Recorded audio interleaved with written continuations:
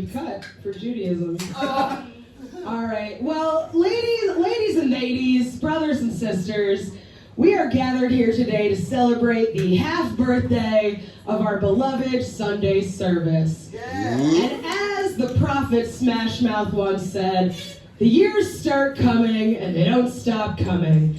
And I come to you as your elder. Fucking ladies.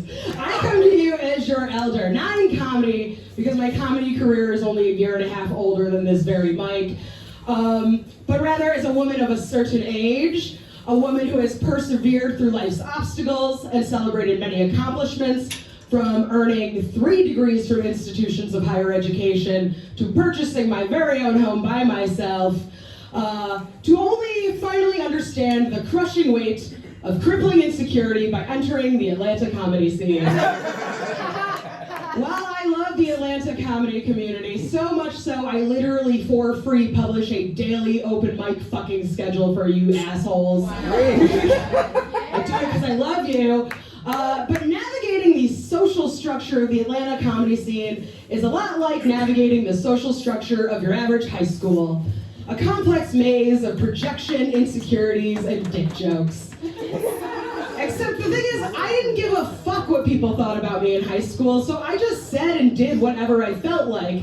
And now, I want to get booked on shows. So I have to pretend to care what men think. And we all know that most men in comedy don't value a woman's opinion, which...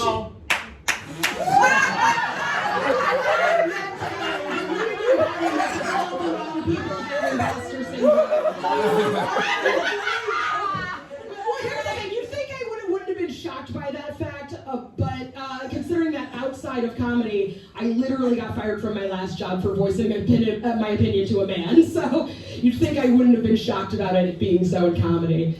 But here's the thing, I have said some things over the past couple of years that have angered men in Atlanta comedy.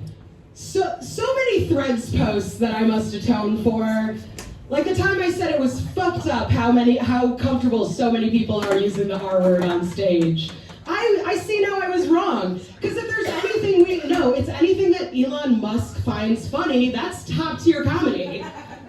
Or maybe I need to atone for the time I said that I was tired of going to open mics and hearing herpes used as a punchline by a community of men who love to brag about not using condoms.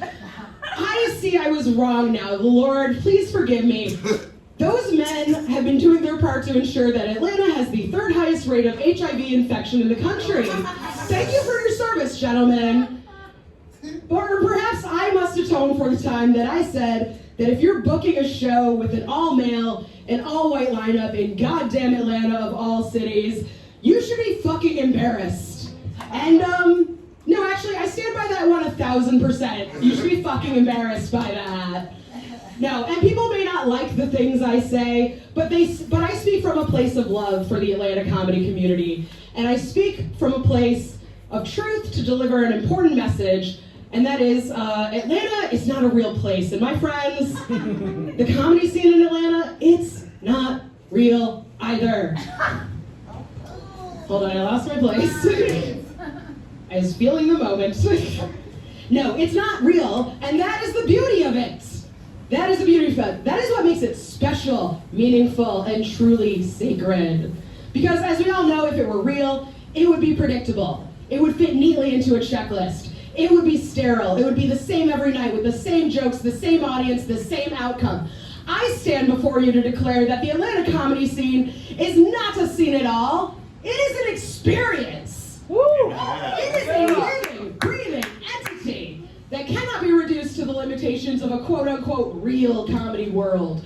Would a real comedy scene have both a black and a white Kenny? That's a good And not only do you all know who I'm talking about, you're not looking at me sideways for calling them that.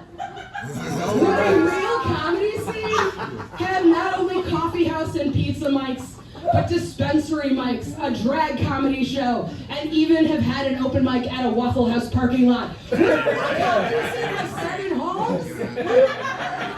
Would a real comedy scene have this many beautiful, talented, gut-bustingly hilarious women in it? protesters, we must not forget that in the great tapestry of this city, there are two truths that we must hold close to our hearts. Number one, Atlanta may not be real, but the hustle is. Yeah. And number two, comedy in Atlanta is a calling. And the Sunday service, Mike, is our holy ground. Can we get an amen? Amen.